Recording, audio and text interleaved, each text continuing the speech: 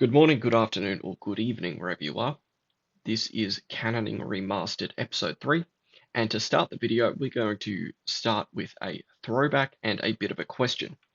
You may recall this little dispenser rig here from Episode 1 where I demonstrated the angle. So when we fire the bottom dispenser and then fire the top dispenser, we get a 45-degree angle like that. So when we made this cannon here, why don't we get this same angle with this setup? In order to answer that question, we need to jump into our third unit of measurement, which is the game tick.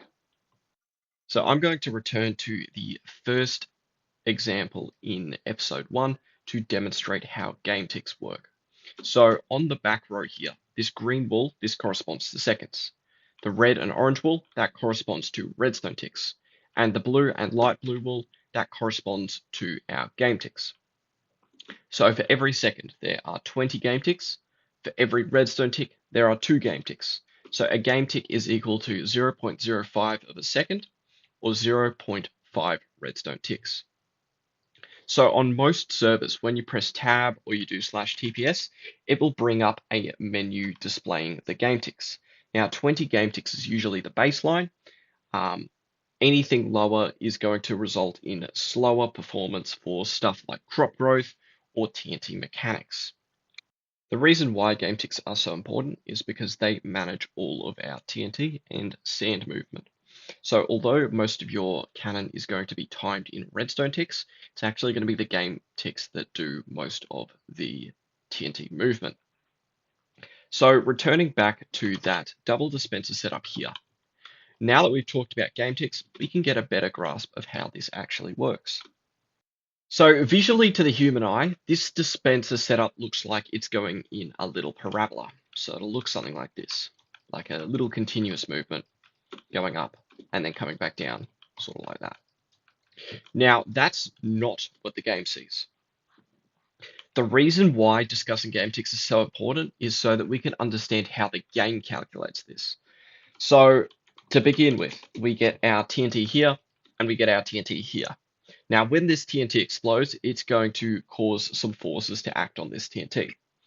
So it may look like the TNT goes out here, but it's actually going to be the sum of vectors. So we impose an upwards velocity like that because there is a difference in the y positions.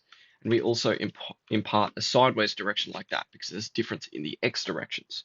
So instead of the game going from here to here in one smooth motion, instead every game tick, it goes up and then it goes forwards.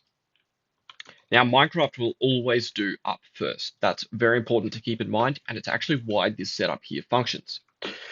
So again, we go from the first game tick to the second game tick here, and then we go up and then across. And over time, this parabola will start to fall back down due to gravity and also due to drag. So now we can finally answer the question, why does this cannon not go up? And the answer is it does, but only very briefly. So if we imagine our power is here and our projectile is here, the first thing that's going to happen to the projectile is it's going to calculate that y velocity first. So it goes up and then it hits a block. Now, obviously TNT doesn't phase through walls or anything. So when it hits a block, say in the y-axis, it's going to lose all its velocity in the y-axis. So the cannon does go up, but it only goes up slightly until it hits that block. And then it goes forwards. And at this point here, we reach the end of the first game tick. Now the cannon's going to, or the TNT is going to calculate everything such as the velocity that's been imparted already from the cannon, as well as drag and gravity. So it's going to lose a little bit of forwards velocity, and it's going to fall down just a little bit. So it'll end up something like this. And then we reach the end of this game tick, and then we fall a little bit down, or down a little bit further, and then we go forwards a little bit less.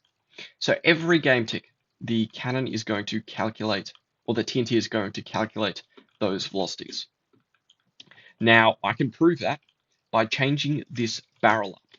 Say, if we go up to here, what's going to happen is this TNT is going to go up first. So it's going to do Y first, and then it's going to go X.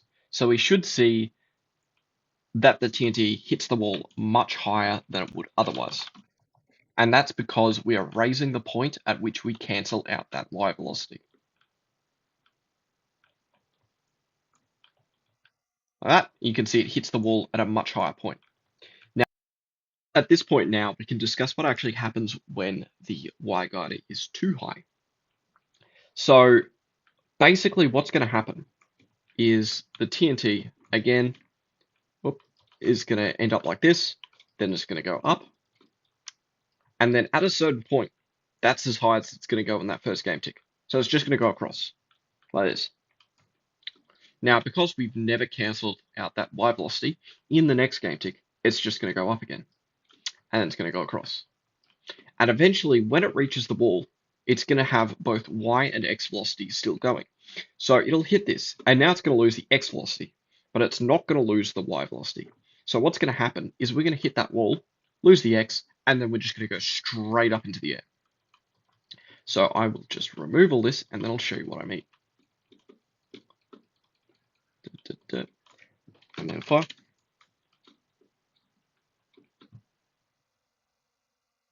And then, yeah, bye. So finally, to round out this video, we're going to talk about concrete powder. Now, concrete powder does not exist in older versions. I don't remember what update it was introduced, but I know it's not in 1.8. However, the mechanics that you're about to learn with concrete powder are going to be helpful to understand the TNT mechanics a bit more in older versions as well. So concrete powder acts very similarly to sand. So again, with that piston setup, it goes from a solid block to an entity back to a solid block. Now, where concrete powder differs from sand is if it comes into contact with any water, it will solidify. Say if we put some water there and we drop the concrete back in, you can see it solidifies right there. Now, it doesn't do this for lava. So you can always stop a concrete cannon by having a couple of lava walls in. Like that. Come on. Oh, don't do this to me. There we go. So you can see it doesn't change form into that solid block of concrete.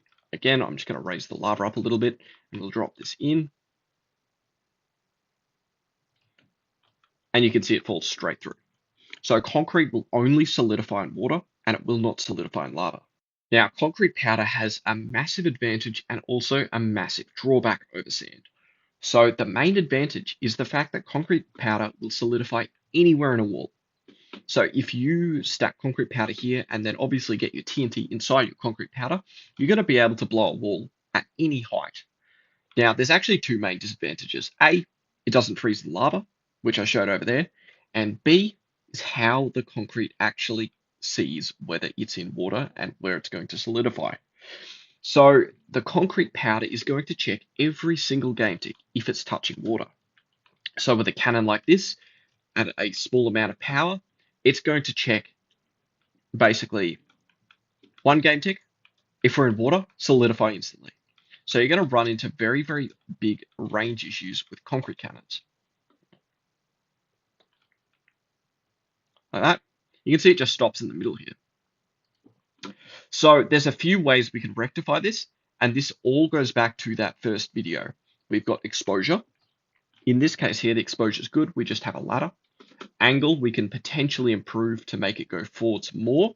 Say, if we swap this out for a trapdoor, and then we sit the TNT on a trapdoor, we're obviously going to get very, very low amounts of Y exposure. So instead of it being like a 45-degree angle, it might be something more like a 10-degree angle. So that means we get a lot more X velocity. We go forwards a lot more, but we also go up a lot less.